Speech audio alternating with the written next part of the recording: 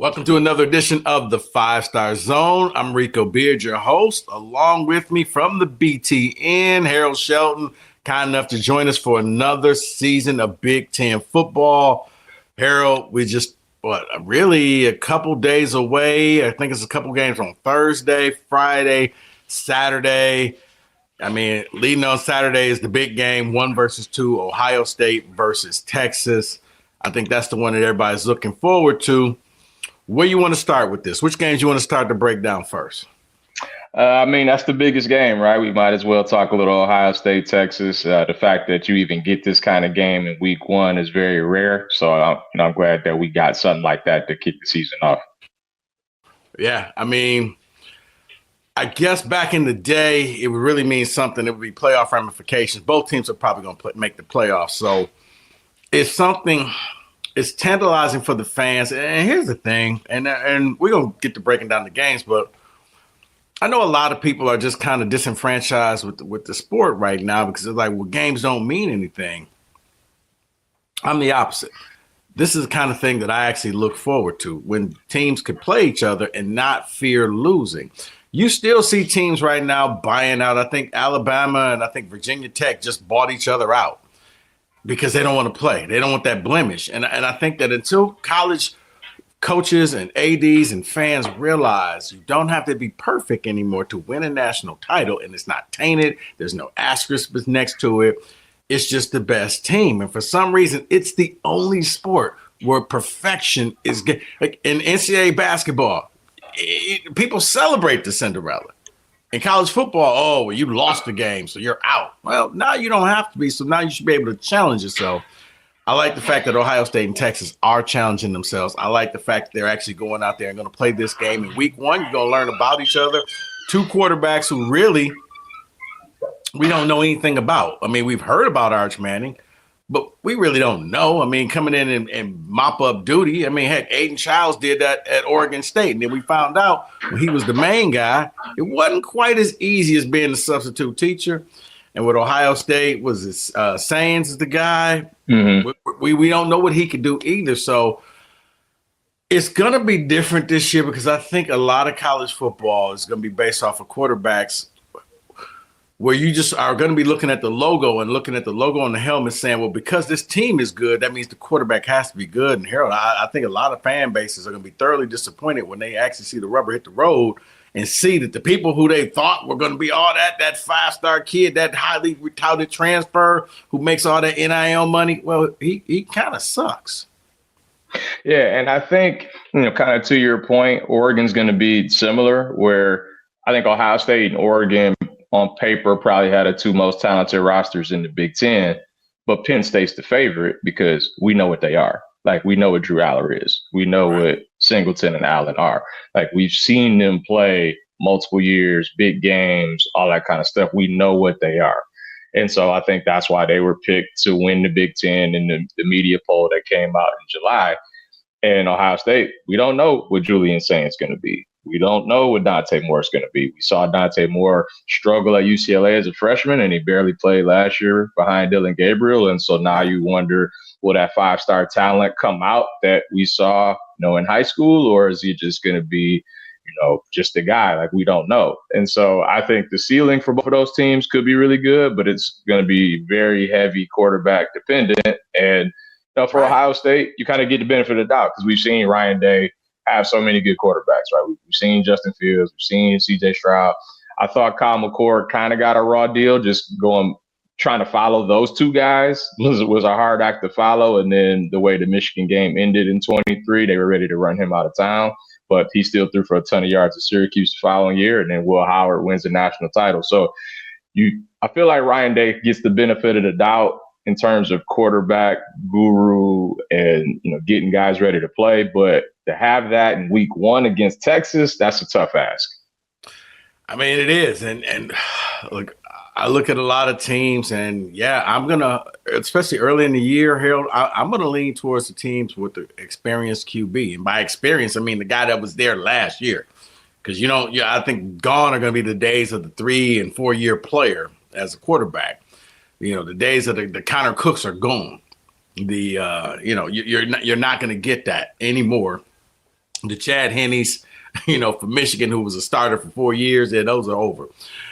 I look at this thing now, and yeah, I'm just like you. It's hard to kind of predict what team's going to do what in week one. Week one to me is just kind of I gotta wait to see because I don't know. I've been told, and it has grown into a little NFL light. I've been told that these teams are good, but in week one, it's always going to be a team that's like, whoa, didn't see that coming. And it's going to be another team like, wow, what an utter disappointment. This is going to be a long year for them. Ohio State gets the challenge to go up against Texas. Because the game is at the Horseshoe, I'm going with Ohio State in this game, but I really don't know.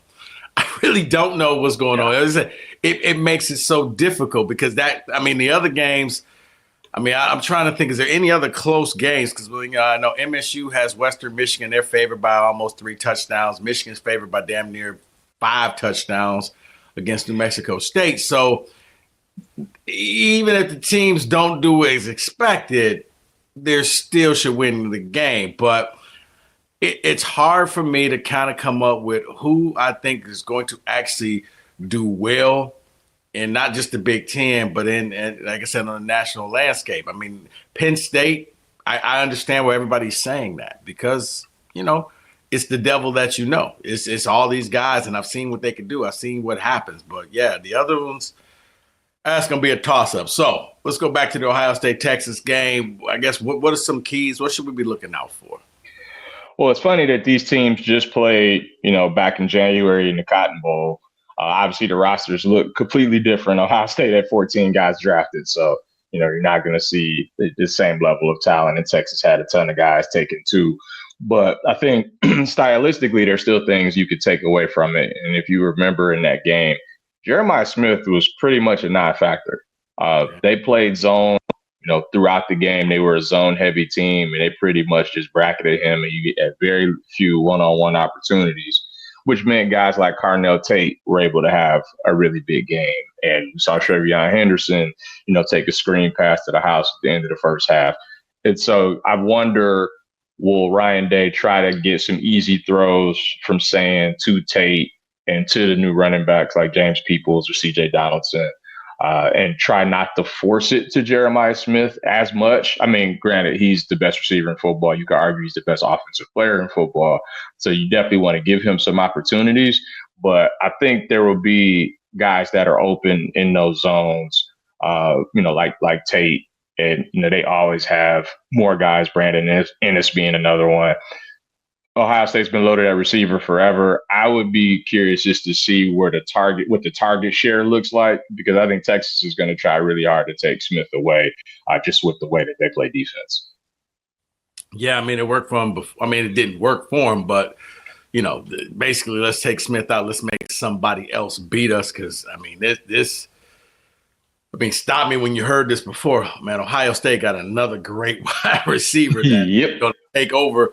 And I'm sure NFL teams are already having a countdown clock. The last one was like Emeka Egbuka, Marvin Harrison Jr. So they're turning into wide receiver U. Them and LSU, I think, probably are the 2 programs who are cranking out the receivers left and right.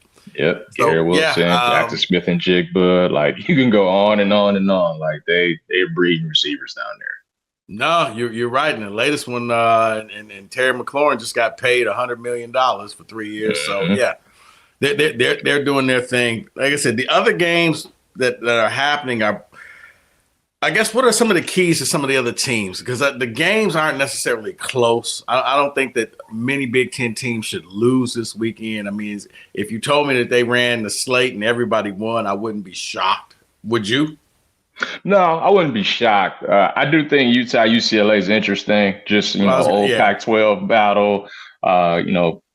Even though both are in different conferences now, they've played quite a bit throughout the years.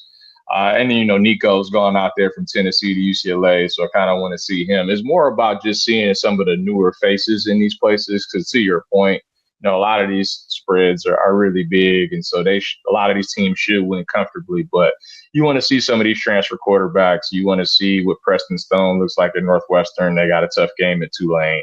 You want to see what Nico looks like at UCLA. You want to see what the Penn State receivers look like. Again, it's a team that they should have no issue with, but when you add 3 receivers in the portal who are all productive, and receivers been a huge issue for you in the past, like that was your weakness. If you can make that a strength, then that makes you even more of a contender to win it all. So I think you're looking more at specific players and positions of need than necessarily like the matchup and who's going to win and by how much. You want to see what these new faces look like. Yeah, like I said, that is the biggest thing for me. UCLA and Utah, because UCLA is a team. Once again, there's a bunch of teams in the Big Ten that once you get past like the top 3, I have no idea. If the quarterback play takes off, UCLA could be a powerhouse. USC could be a powerhouse.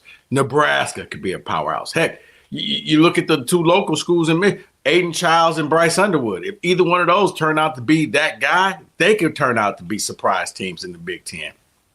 I really have no clue. So I don't think I'm really going to learn anything about a lot of I know for Michigan State, I think week 2 is going to be the week, and we'll get to that later on. But, Michigan State hosts Boston College and Michigan goes on the road at Oklahoma. It's going to tell me a lot more about what I need to know about these teams, how good they're going to be. But since we're here, let's go to Michigan. What should we expect from Bryce Underwood in this game and perhaps for the season? For this game, I want to say not much because I don't know how much you want to show Oklahoma in week 2. It's a New Mexico team that you're a heavy favorite against.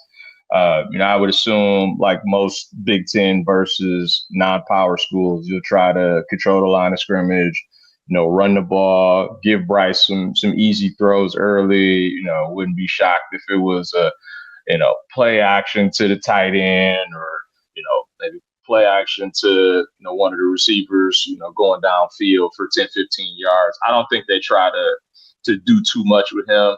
Maybe his instinct takes over, and if the pocket breaks down, he tries to scramble and get something. But I assume they would try to limit as much as possible, just knowing that Oklahoma game is next. But you still want him to get real live reps because you don't want it to just be like a walkthrough, and then you go to Norman and you feel like you're not prepared. So it's an interesting balance that Sharon Moore has to have there, where you want to get Underwood enough reps where you feel like he's ready for week 2, but you also don't want to show too much where Oklahoma knows what they can prepare for. Yeah, and I mean, as far as Michigan goes, I look at Underwood and you're right. I wonder, do they just try to keep almost a Tecmo Bowl offense for this first game? We're only going to run about 6 to 10 plays, different variations of that, and then try to break you out against Oklahoma, because that's going to be, a steeper learning curve when you go up against the Sooners in Norman. Like you said, a game that they should win. It's going to be on a Saturday night. I am wondering what happens the first time he hits adversity, like all the true freshmen. Like because when you go back, they've only had 4. I think I saw a stat. Michigan's only had 4 true freshman quarterbacks, and the last one was Tate Forcier. Not a ton of success. I guess Henny was maybe the only one that really had a great success with them. But most historically speaking, true freshmen just don't pan out. Now, my thing with this and what I've said to Michigan fans on my show, build through the learning curve. Be with them. Don't turn on them. Don't eat your young. Don't flip the script the way a lot of fans did with Joe Milton and all the other guys who came in with a lot of hype. The Shane Morris's, this guy's going to be the greatest thing. And when he wasn't, had a couple bad games, he was a bum. I think if you stick with him, I'm looking at next year for Michigan. You could be like Florida. You could be like South Carolina, where now all of a sudden you got some of the best QBs out there. Because as we've said, the key to winning college football, in my opinion, is having that second-year quarterback that's been in your system, who knows what's going on. Because now you have an advantage over somebody like Bryce coming in there, wide-eyed, and the game is just kind of going really, really fast. I think about Dylan Raiola, came in as a top-rated quarterback. Dante Moore going to UCLA, top-rated quarterback, and they found out Everybody in college was a captain of their high school team. Everybody in college is fast. Everybody in college can do a whole lot of stuff. And everybody in college is trying to go to the NFL just like you. They don't care how much hype you had at your little small podunk high school that you went to. Now it's a different stage. So when I look at the thing with Bryce, I wonder how much patience that Michigan will give him and how much will they allow him to be himself, or will they just try to play some ball control and just kind of go old school Michigan football and just not like last year where you just couldn't pass the ball. Only the service academies had worse passing yards, but just kind of control the game, like you say, play action, tight end, screen plays, just kind of get your feet wet. Because I know, looking at the spring game, I wasn't overly impressed. He got half of his yards on the final play of the game off of kind of a trick play, but he looked like a true freshman to me. So I'll be anxious to see what happens with him. Up the road on Friday night, Aidan Chiles. Now he is coming into year two of Jonathan Smith. What should we expect from Aidan Chiles in Michigan State? So I think that receiver room should be much, much better. I think last year a lot was put on Nick Marsh, and I don't think he was necessarily ready to handle it. And Chiles, for sure, I think there was just way too much on his plate. The offensive line wasn't good enough in protection. It wasn't good enough to open up holes in the run game. And so it felt like for the longest time, he tried to do everything. So you'd see the 40-yard throw downfield, on a dime, immediately followed by a fumble in the end zone. And it was just too much of that with Chiles. And I felt like he tried to put too much on himself, knowing he had to do everything, had to be Superman. He shouldn't have to be this year. They hit the portal really hard at receiver, brought in multiple guys there that can help with Marsh. And so if you get an Amari Kelly or McCray, guys who are successful, at the non-power level, if they can, open up some, if they're route running, if they're explosive after the catch, stuff like that, then all that attention's not on Marsh, and Marsh could continue to just be a stud and be what we saw for most of last year. And in turn, with those receivers, maybe Jack Velling, gets loose, because he was a really big disappointment considering what he did at Oregon State. And I think a lot of it was because there was so much attention in the run game and the receivers that he was able to get 8 touchdowns and he was open all the time. And last year, that was not the case at all. He was pretty much the second option. Teams knew that, so they tried to take him away. So if you get these receivers that can actually, free up some more space for him underneath, like, he should be able to have a much better year this year.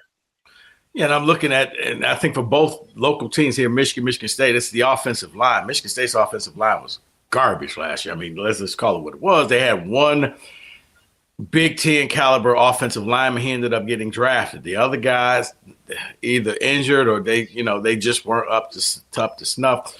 Case in point, Nate Carter makes the team for the Atlanta Falcons. Yep. Nate Carter in preseason was like, where was this guy? And then I got to thinking, well, he's actually got people blocking for him. He's actually got people opening up holes. Like, he was explosive for the Falcons that they were like, how'd this guy slip all the way down? Like, and they got him, was an undrafted free agent, and he makes the team. And then I think, well, that's because State's line was god awful. It sucked. So now, and because I was up there talking with Coach Smith, and I guess they have about 8-9 guys in the rotation. Now, I guess the key to that 9-guy rotation is how many of the 9 are actually Big Ten caliber offensive linemen, because you can have 9 people, but if it's just 9 MAC level players, you're not going to do well, because when MAC teams play Big Ten teams, they normally lose. So how many of those players, and of the 9, if you have at least 4 that could possibly go on to the next level, or 4 that could play Big Ten caliber, then yes, I think that you could protect Chiles. You could open up the running game, because they're probably going to go with a 2-back system up there.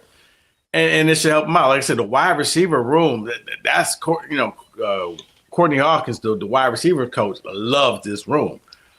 I think right now, It's probably his second best room, but I also think he's willing to say it could be his best room. Now, he didn't want to disrespect the room that he had when he had 3 NFL players in that room with Reed and Naylor and Keon. and Keon. So those 3 guys went on. They're playing in the league, and they're all productive in the league. But I think he sees something with this class and in this room.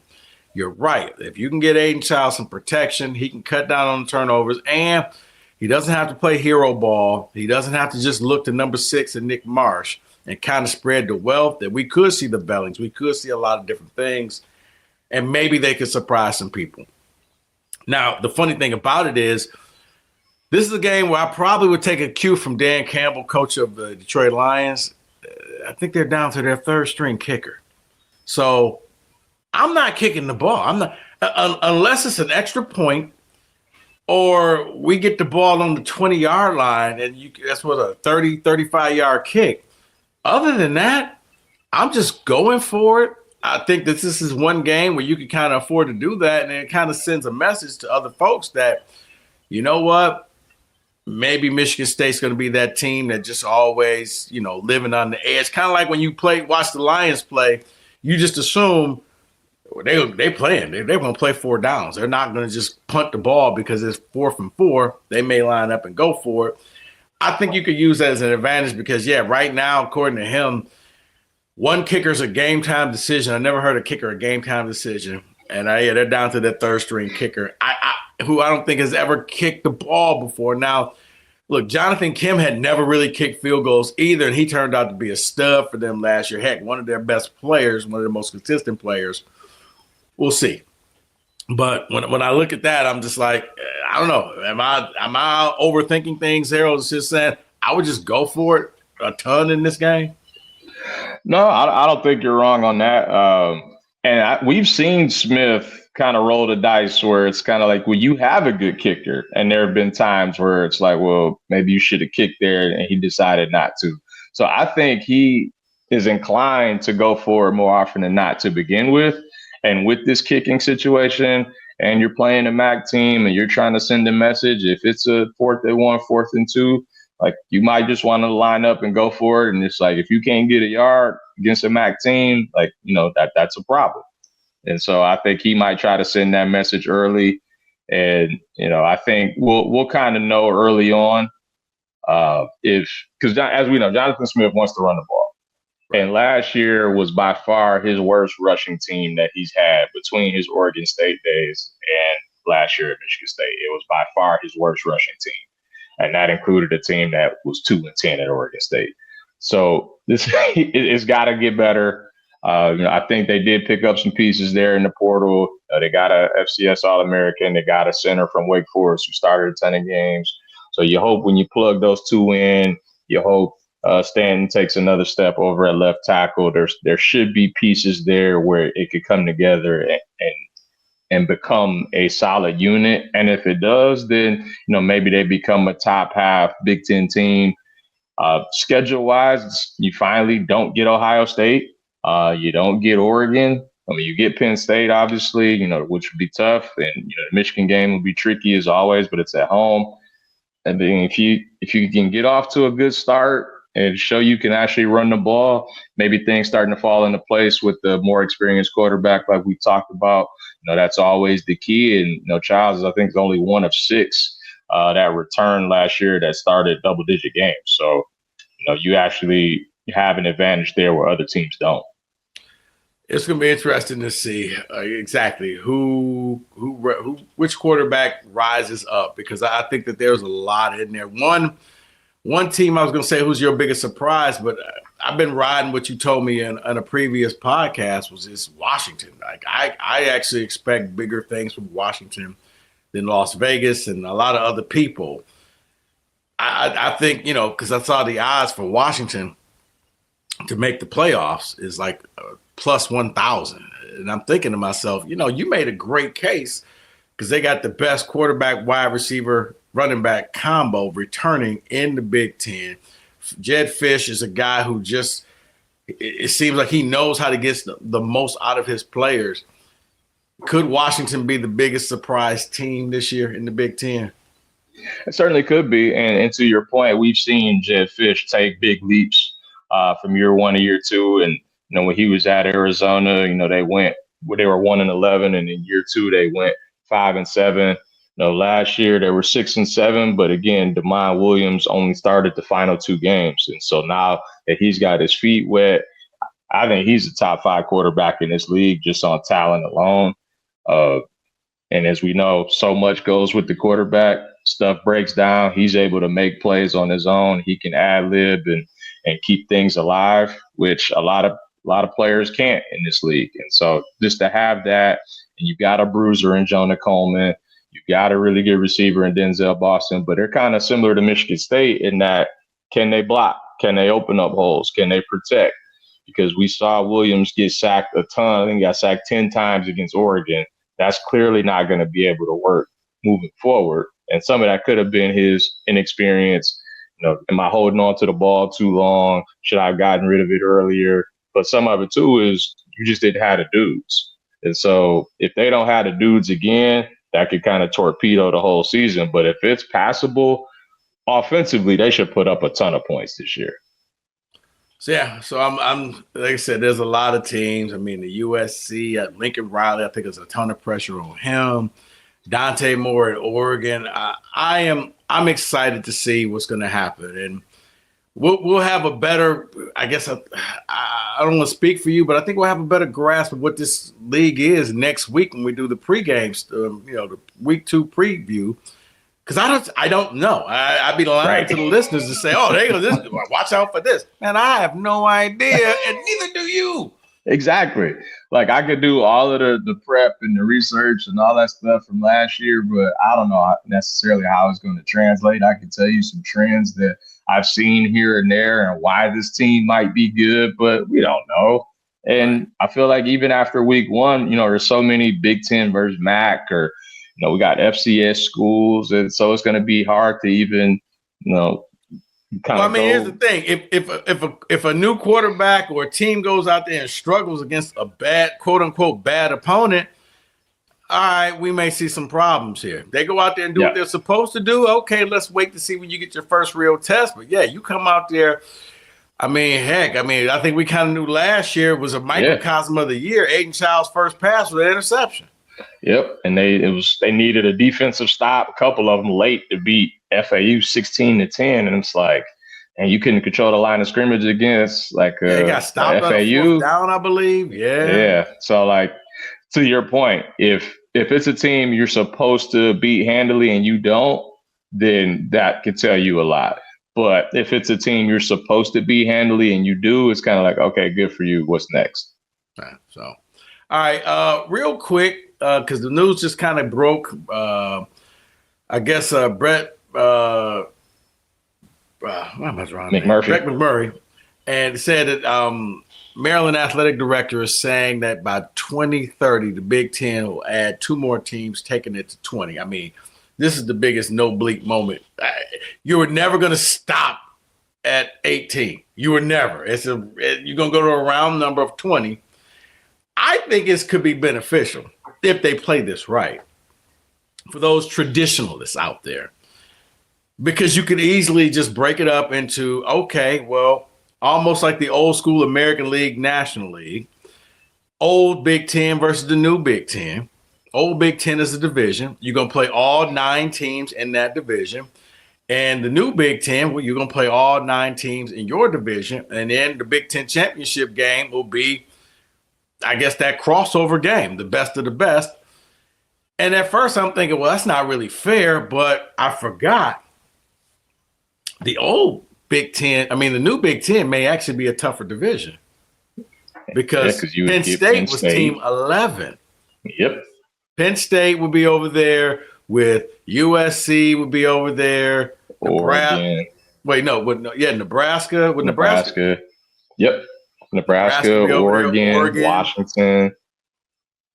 Whereas this one would just have Ohio State, Michigan, Wisconsin, Michigan State, Iowa. So it's like if you could be go, pretty balanced. You could go. It would be the most balanced it was since Leaders and Legends, but everybody hated the name, so they scrapped it. And I don't know why. The dumbest decision ever by the Big Ten. So, quick speculation: who are the two teams you think they should add? Well, I feel like Notre Dame's always going to be Okay, well that's not going to happen. available, right? Notre Dame. If we were in school and you sent Notre Dame that paper, do you like me? Check yes or no. They keep checking no. Okay, you can try it tomorrow. No, you can hold up a boom box like they did in the '80s movies and play their favorite song outside their window. The answer is still no. So aside from Notre Dame. Who? No, I mean, and again, I 100% agree with you. I just think it's one of those. You make the call, make them tell you no again, and most likely they will, and then you move on. I wonder, do you try to go south a little? Like you've covered every part of the country but the Southeast. So I'm wondering, do you try to do that at some point? Does that look like and again, just speculation. For me as a fan, I think if you got a North Carolina or something like that, I think it fits the profile of great academic school. They have history of being good in football, but they're also a basketball power. You get a national market in Charlotte that you haven't had before. And then do you try something like North Carolina joined at the hip with Duke? So that's the thing that we saw Oregon and Oregon go away from Oregon State and Washington go away from Washington State. So I don't know if you have to take them both or not. True. But, as long as they still keep their rivalry with Duke, I think that would be fine. I don't know if you have to take them necessarily. And then do you want to go, and again, this could still be more of the old thinking where it was all about getting into major markets, but do you try to tap into the SEC backyard and get a Georgia Tech or something like that fits the academic footprint? You get into Atlanta. Again, it's a team that's won a national title, has had success in multiple sports. Just a couple of teams like that are in the ACC. The Georgia Tech thing, you're right. I haven't thought about that because I'm wondering, what if you just poach one of the SEC teams? What if you go after Kentucky? Certainly, I mean that would certainly be interesting. I mean, you're a basketball powerhouse, but you're a fringe football team who every year you get your behind kicked. You're like the homecoming game. You get top talent out of the Big Ten. Why not just go after one of the SEC teams and just see? I would say, I would look at Kentucky or Missouri and say, hey, are you really happy in the SEC? No, I get you there. I know previously it seemed like Missouri wasn't the fit because of St. Louis and Illinois already had St. Louis, and they were more trying to expand to get to different bigger cities, bigger markets. So I think that's kind of where my logic was coming in.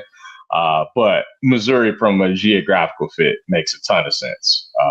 And you already have a natural rival with Illinois right there. You're within driving distance of Nebraska and Illinois. It would make a lot of sense. I wanted that to happen before when it was being talked about. So if you had to go pick an SEC school, that's the one I would try to get. Now here's another one. Think about what if, and for basketball, it would be perfect because you get to play at a historical place. What if you just went out and got Kansas? Oh, from a basketball standpoint, that would be perfect. I mean, they just built a brand new stadium in football. Yep. Mm-hmm. So they're going to need some money to help pay for that thing. And I'm sure the Big Ten's going to, you get a cut of the pie. Right. Renegotiate the deal. What about, at that point, it's almost like cheating, but I think you could probably, if they hadn't won a title in basketball by 2030, you just brought in North Carolina and Kansas. I think you're going to finally end that drought.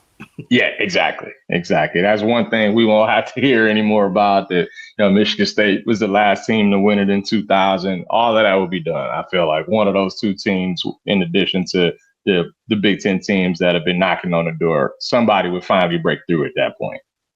So I'm just wondering, like, what about you think any chance they would go after a school like Cal? Uh, See, I feel like they could have to begin with, and they chose not to for whatever reason. So I would be surprised if they went that route again.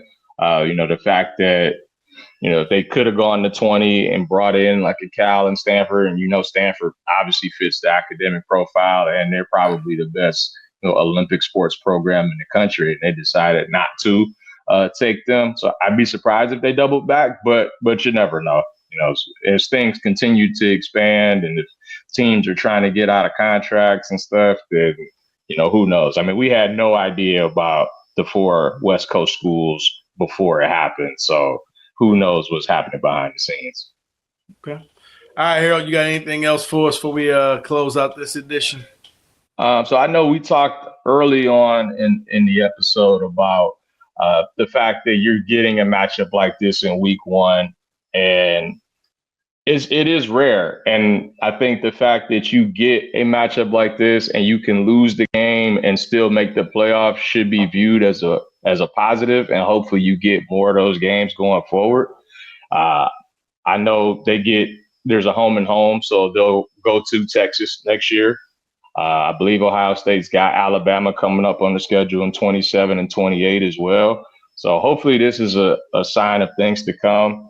But we should really appreciate what's happening here, because this is only the 5th time that we've had a Big Ten team involved in a top 5 matchup in a season opener. And Ohio State played Notre Dame 3 years ago, and they won that game, and that kind of helped them get into the playoff.